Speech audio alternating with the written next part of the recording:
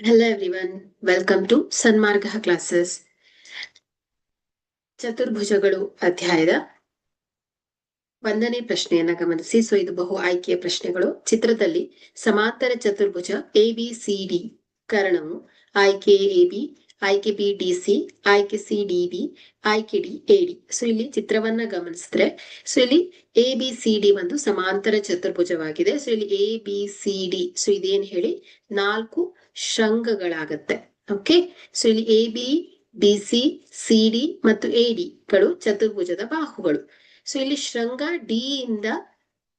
D ಮತ್ತು B ಗಳು ಪರಸ್ಪರ ಅಭಿಮುಖ ಶೃಂಗಗಳಾಗಿದೆ.